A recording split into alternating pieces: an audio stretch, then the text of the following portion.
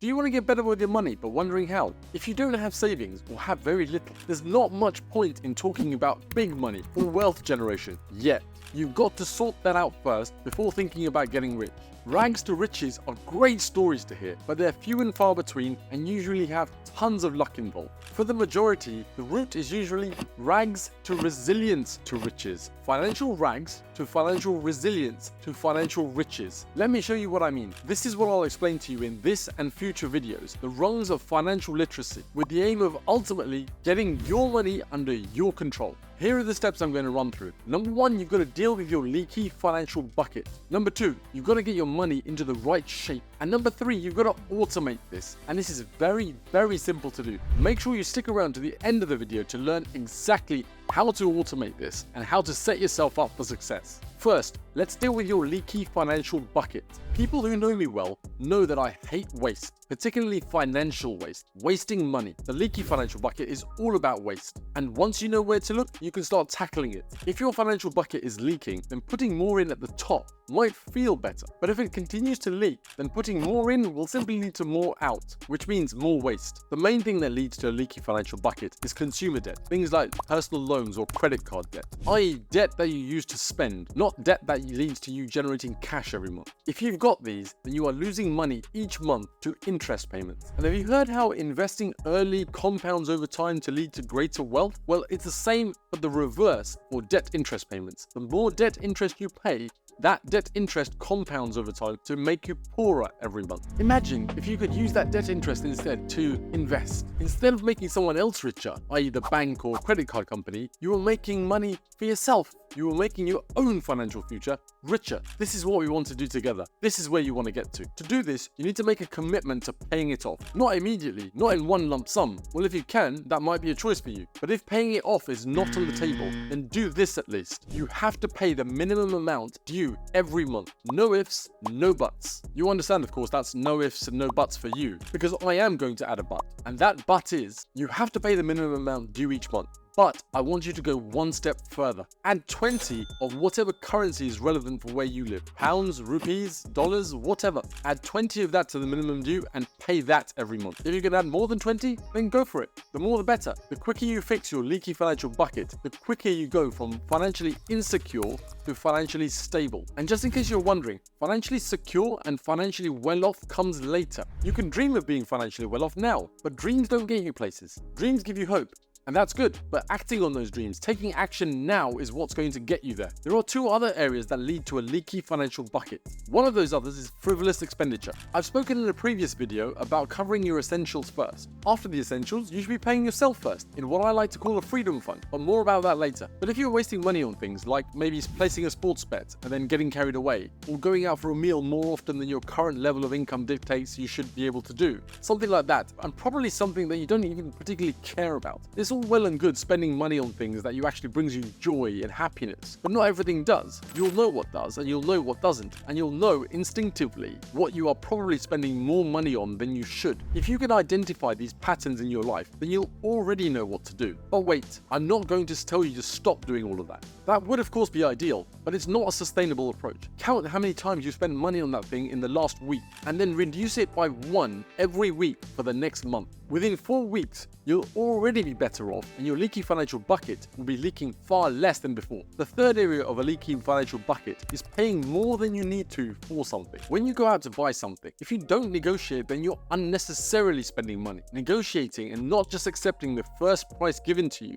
by someone who wants to sell you something can lead to such a waste of money. For example, on home insurance or car insurance, you should never just accept the renewal quote given to you by your previous insurer. Search for alternative quotes and go back and ask your current provider for a better price, always without fail. I recently renewed my car insurance, and although my renewal quote was surprisingly cheaper than other quotes I had got on the market, I still went back to my current provider and asked for a discount, which led to a 10% saving with barely 10 minutes of work. Always negotiate a price you are given by someone who wants to sell you something. Always negotiate. Sometimes you'll walk away with a deal, sometimes you won't. But if you don't try, you'll never know. And your leaky financial bucket will continue leaking. Okay, now we've dealt with your leaky financial bucket, the next thing is to get your money into the right shape. How much of your income goes into the essentials? You need to calculate this and know it as a percentage. After the essentials are dealt with, then how much of your money, again as a percentage, do you want to put into your freedom fund, or whatever you want to call it. I like the term freedom fund. It gives me hope, desire, and excitement all rolled into one. A freedom fund for me includes an emergency or contingency fund, and it includes money I drive into my investment portfolio every single month. Now in my freedom fund, I want to put 25% of my net income into my freedom fund every single month. Currently I'm at 20%. I'm not quite at my target yet, but I'm moving in the right direction. Years and years ago, when my target was 25%, even back then, I started with a mere £50 a month into my freedom fund, and it's continued to grow ever since. Depending on your circumstances, you might want to start with £20 a month, or you may be able to put £250 or more in there every month. Know where you want to put in there percentage-wise, and where you want to get to, and know the number you can start with today. As I've shown, they don't both have to be the same number at the start. You can work your way up over time. Once that's all taken care of, you've paid for your essentials, and you've paid yourself into your freedom fund, then smile, because you're moving in the right direction, and you're setting yourself up for success. But wait, there's more. Once I've done that, my next step would be to make a list of my next priority items. This is a quick 10-second detour to get you to subscribe to the channel. It's free, and well, why not? Okay, that was just 6 seconds. Quickly, let me just tell you to also do...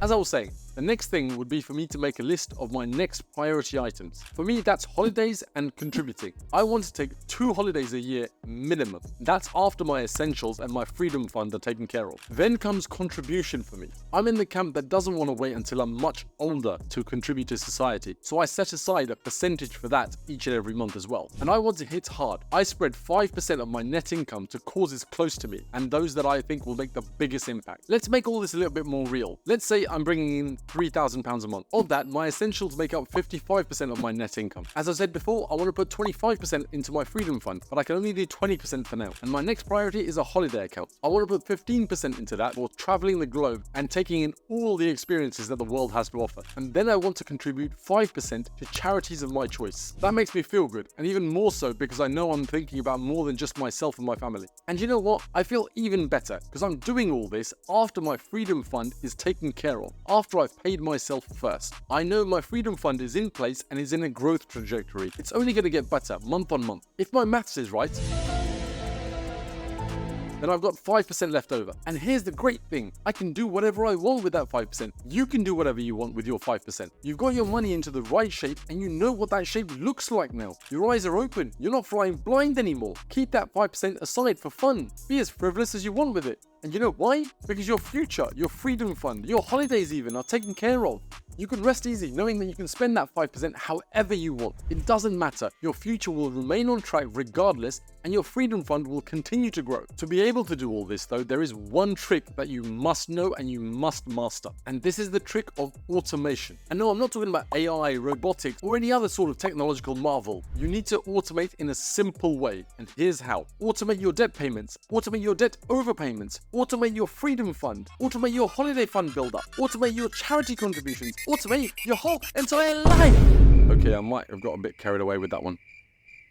But automating is important and it is super easy to do. Here's how. Set up a standing order or a direct debit or whatever regularly scheduled payments are called in your part of the world and let the magic happen that way. So don't leave anything to chance. Take away the friction from having to make day-to-day, month-to-month choices about these things and set up a standing order once and then let it do the work for you. Set up a direct debit once and let it do the work for you. In some of these cases, you might need a standing order and a direct debit. For example, for a credit card payment, you might do some of it on a standing order, the overpayment part, and you might do some of it on a direct debit, the minimum payment part. Whichever way you choose to do it, just make sure you've put this in place. Just make sure it's done so that none of the things we've talked about in this video are left to chance or are ever at risk of not getting done. One of the next videos I'm going to do is about what could go into your freedom fund, what I put in my freedom fund, so you can learn and adapt it for your personal situation and your personal financial growth story. For that and more videos like this, make sure you're subscribed to the channel and hit the like button if you've actually liked this video.